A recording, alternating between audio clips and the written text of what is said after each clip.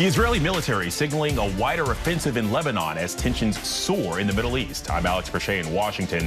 In today's big story, Israel extending evacuation warnings and launching new attacks across its northern border.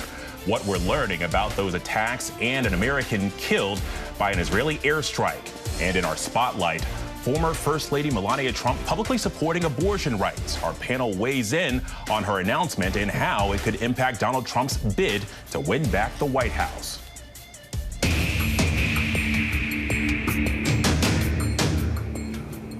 But we begin with our big story, escalating tensions in the Middle East.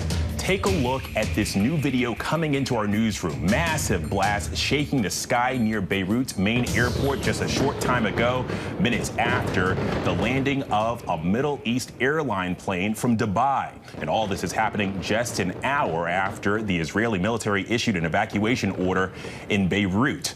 Israel expanding its intense airstrike campaign in Lebanon, IDF troops claiming to have killed a Hezbollah member who they believe was behind the July attack on a town in the Golan Heights that killed 12 children playing soccer. We're also learning more about an American killed by an Israeli airstrike in Lebanon this week, according to a statement released by his family. Haj Kamel Ahmad Jawad was from Dearborn, Michigan, and was in southern Lebanon at the time of his death. The Biden administration saying it's, quote, deeply saddened by Jawad's death. And meanwhile, Iran is issuing a new warning to other nations today not to get involved in its response to retaliation from Israel over this week's missile barrage, saying that any country rendering assistance to its aggressor will be, quote, deemed an accomplice. When asked by reporters earlier today about Israeli retaliations on Iran, President Biden said, quote, nothing was going to happen today, despite Israel vowing a fast and significant response to Tehran's attack. Now, for more, I want to bring in the Senior Director for Counterterrorism on the National Security Council, David Ali. Mr. Ali, first, thank you for your time. But I want to dive in here. There was this international concern that Israel's response to the October 1st missile attacks carried out by Iran would only further escalate tensions in the region. How much are those fears being realized right now? Well, Alex, thanks for having me. And I would argue that the fact that Israel has not yet responded to the Iranian ballistic missile attack of the last, or 2 days ago, doesn't mean that we're out of this crisis. As I wrote in a piece that got published Tuesday, I think the spiral of events will continue to trend upwards. And now the next step is that Israeli response, which I expect to happen in the next 24 to 48 hours. Well, and the other thing, so we're already seeing responses here in the region. Emirates canceled all regular flights to and from Iraq, Iran, Jordan on October 4th and 5th due to the unrest in the region. There seems to be this increased concern that the violence will grow, especially as we head towards this one-year anniversary of the October 7th attacks. Right. And so given everything that's unfolded over the last few days, and now with the anticipated Israeli response to the Iranian attack of a couple days ago, whatever that attack looks like, and it'll probably be very significant beyond what Israel did to Iran in April, that other countries will respond to that and, again, shut down airline travel in the region or flights more directly to Lebanon or Israel. Embassies may close. There may be orders for people to leave from foreign governments. And as this cycle of escalation continues between Israel and Iran and Hezbollah, we're going to just see more of that in the coming days and weeks. All right, David Ali, thank you so much for your time today, sir. All right, thank you. I want to take this story, our big story, to our panel. Joining us now today, ABC News contributor and Sirius XM radio host Mike Muse, Democratic strategist and executive VP at SKDK, Mariel Saez, Republican strategist and former senior advisor for Vivek Ramaswamy, Tricia McLaughlin, and ABC News contributor and former Virginia Congresswoman Barbara Comstock. Mike, I want to start with you getting your immediate reaction to Ali's thoughts about the risk for this conflict widening. Absolutely. I think he's absolutely correct. And I think part of the reason is correct is because Prime Minister Benjamin Netanyahu feels emboldened right now by his own citizens. If you think about pre-October 7th, Benjamin Netanyahu's poll ratings were low. He was at risk of losing his job and possibly facing court. Now, after October the 7th, if you look at what's happening in the dynamic with Hezbollah, the people of Israel are pleased with his aggressive offense against Hezbollah so that the people who live in the northern part of Israel are able to return back to their homes to live peacefully. And so as a result, that offense has only emboldened him now that he is beginning to get more confidence of the people as we begin to get further away from the conflict, unfortunately, between Israel and Hamas in relationship to the hostages, and then looking at the potential for Iran to respond once Israel does respond to their recent attack. And so I think it comes down to Prime Minister Benjamin Netanyahu being emboldened by his course of action against Hezbollah in Lebanon. Well, and Tricia, hop in here because Iran is warning against any would-be support for Israel in this conflict. So what is the U.S.'s role in all of this? Well, the U.S.'s role is to defend their ally. I mean, we already have 40,000 troops in the Middle East, and we're expected to send more. I think what we're doing that's failing Israel, but really global stability, is that President Biden and Vice President Harris continue to waffle. We see the sharpest criticism not for Hezbollah or for Hamas, but actually for Prime Minister Netanyahu and our ally Israel. We need to actually not just invoke sanctions, but actually enforce them, because we have, under President Trump, we had a maximum pressure campaign. We need to start enforcing those sanctions today. Well, and Barbara, I want you to hop in here because we've been hearing this week from the State Department, specifically about the Americans that are in the region now trying to get out. The recent numbers that I saw, some 1,400, I believe at least 250 got out on chartered flights, specifically from the Beirut region. But now we're already seeing that there are commercial airliners that are canceling flights to and out of the region. So, I mean, how hard of a task is this to get Americans out that really want to leave? Well, I think the Biden administration has been really threading the needle here. Obviously, they know Israel has the right to respond, and they have been working with Israel for the past year. I mean, they were the first, President Biden went over there initially. He worked on that package that the Republican, in the House were dragging their feet on getting that done.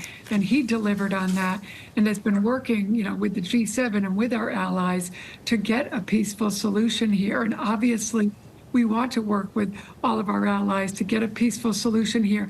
And the State Department has been working to get those get a list of those Americans and get them out of there who want to get out of there.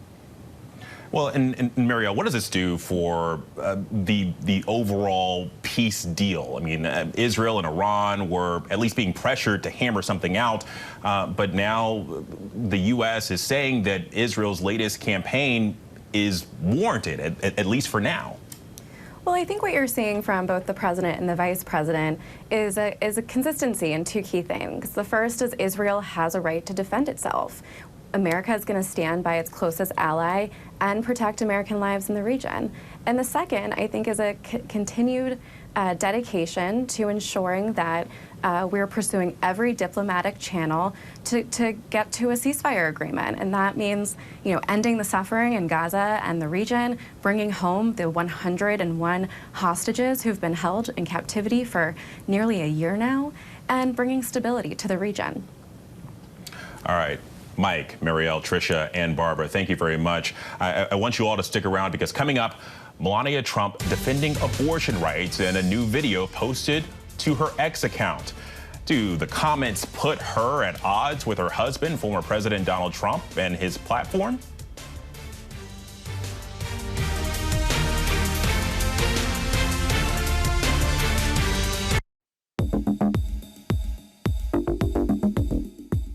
Individual freedom is a fundamental principle that I safeguard.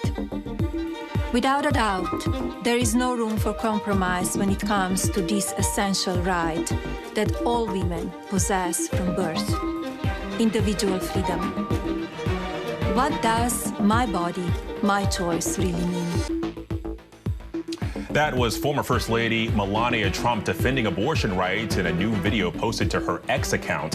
Her position seemingly putting her at odds with her husband, former President Donald Trump, as he runs for re-election, with abortion rights a top-of-mind issue for voters. The Harris campaign put out a statement in response saying, sadly, for the woman across America, Mrs. Trump's husband firmly disagrees with her and is the reason that more than 1 in 3 American women live under a Trump abortion ban that threatens their health, their freedom, and their lives. The Trump campaign has yet to comment on the former First Lady's statements, but I want to get some comments from our panel, bringing back Mike, Muriel, Tricia, and Barbara. And Barbara, I want to start with you on this. I mean, what do you make of Melania Trump's statement?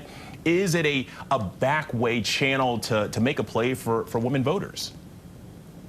No, call me cynical, but this is somebody for 8 years who hasn't stated an opinion on anything. For 2 years, she has been absent on the campaign trail, except for a few 250,000 pop appearances that she's made. She was pretty much absent at the convention, and now that she wants to sell a book, she's coming out with some views to get attention. She was talking about her nude modeling, and now she's talking about her provocative views on abortion. Whether or not this is her view or not, maybe it is, but I think it's really about selling a book.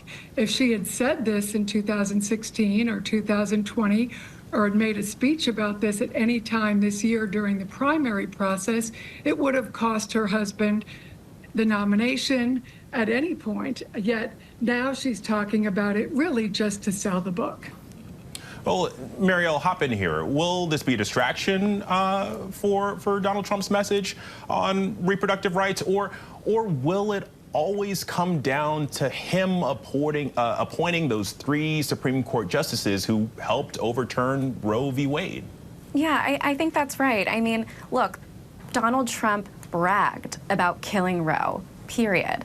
And so he really owns what's happening in states across the country as women struggle to access care and unfortunately are dying as a result. You know, that's on him. And I think the Harris campaign is going to continue to talk about what's at stake for women's freedoms and reproductive health if he is elected to a second term. And I think it's a real vulnerability. I think this highlights what a bind Republicans are in when it comes to women's health care, abortion rights, and our fundamental freedoms. And I think not only will it be a vulnerability at the presidential level, but it's really going to have an impact on races down the ballot as well. Well, and Tricia, The Guardian has printed excerpts from Melania Trump's book, and according to them, she writes that she is the person who convinced Trump to change his controversial migrant family separation policy on the border. And if true, it seems like she's kind of positioning herself as a policy whisperer of sorts for her husband, saying, look, I did it here on immigration. I can turn the tide again on abortion. I mean, is this where she's coming from? I think the media, I think the left, and I think a lot of the naysayers continue to underestimate Melania Trump and believe she just wants to sell books or be provocative. I don't think it's any of that. I think, like many women in this country, Melania Trump has different political views than her husband. I know I have different political views than my partner. She joins the ranks of Laura Bush and Betty Ford, who both had different stances on abortion than their husbands. And we actually should be, in a way, celebrating that. Despite our differences, we can still come together and forge relationships. I think the reason that there is such a division in this country is because people are so intolerant of the other side, and it doesn't need to be like that. You can still love those who disagree with you on these tough issues. Well, there's different political views, but also, I mean, we talk about the timing of this, and also, I mean, her husband has campaigned on having these three Supreme Court justices that overturned Roe v. Wade. But Mike, I want to get you to hop in on that point, because right now we're just over 30 days away from this election. So, I mean, what are you making about the timing of all of this from the former First Lady? I think I would take your first question and add on to what Tricia was just talking about. I totally agree with Tricia in the sense that this is a house divided, and this is a representation of many households in America who the two partners have completely different political views and ideology.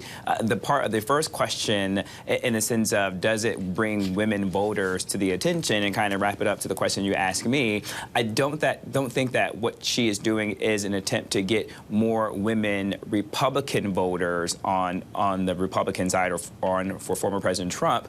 But I think what this does is, with less than 35 days up to the campaign and to election day, I think it gives more conversation for women's reproductive rights, to bring that more of an intensity as a priority for the election.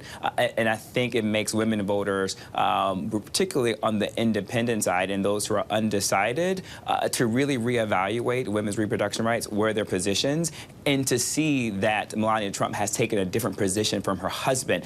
So I think that is a game changer when it comes to any women who are undecided and who are independent leaning. All right, Mike, Tricia, She hasn't Marielle, been and Barbara. campaigning, that's the point.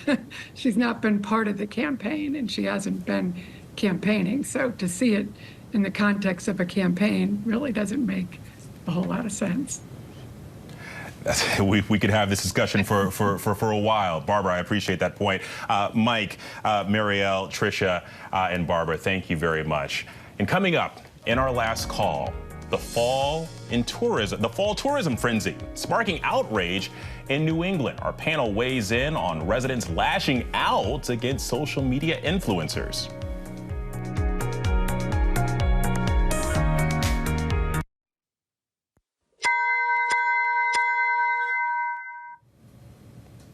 Time now for our last call. It's one of the most beautiful sights of fall. The foliage changing color across New England, and it drives out thousands of tourists to Vermont every year. But some of those tourists are not so popular with Vermonters. It's like I can't even get to my home. They are walking on the lawn, the property, to take their photo shoots. I have been asked, where's the parking area? Where are the bathrooms? Where's the food facilities? There's none of that here. Some local residents fighting back against influencers inundating their town, law enforcement closing down certain roads and containing tourism to public areas of the town. I want to bring this back to our panel, Mike, Marielle, Tricia, and Barbara. Barbara, listen, first crack at this. Locals say that they want tourists to visit, but they also want them to be respectful. What do you make of that? Listen, I went to college in Vermont, and there's beautiful foliage all over New England, Vermont, New Hampshire, Maine. So you can get plenty of places without traipsing over people's private property. And you can go places besides Vermont too, to New England. So there's plenty of places to go. Well, don't hold back. don't hold back. I hear you. Oh, and Marielle, there are some folks that would say, you know, Vermonters should be excited about the attention and tourism that comes with the season. What do you say to that? Well, look, I actually got engaged in one of these small towns, and it was in New England, and it was absolutely stunning, and I see the appeal, right? But these towns are really balancing welcoming tourism and the support for small businesses with the constraints it puts on some of their resources. So we just, have to ensure that we're being respectful and mindful that people live there year-round. Yeah. Tricia, what's your take on this? Tricia, can you hear me? Oh, now I can. Okay. Well, this is a PSA. Ohio is open for tourism. Beautiful foliage. Come on by. Don't sleep on Ohio. We have great football. So that's it's funny because I live in Ohio, but I also know Mike's a Michigan guy. So Mike, you want to hop in on this PSA? Tricia, why would you do that to me, Tricia? You know that's a personal thing between you and I. That's our wedge always. That's our wedge issue. Go blue. I can't believe, I blame TikTok and Instagram for this. Influencers do better. Go blue, Trisha, go blue. We're going to have to leave it there. They got some great foliage coming up. It does, absolutely, absolutely. We're going to have to leave it there. That is our last call for this half hour. Mike, Marielle, Trisha, and Barbara, thank you all. And thank you for streaming with us. I'm Alex Pache. Follow ABC News Live on Instagram, TikTok, Facebook, and more. And coming up at 7 p.m. Eastern, be sure to catch ABC News Live Prime with Linsey Davis for the day's biggest stories and the impact they have on you. The news never stops, and neither do we. Keep it right here on ABC News Live.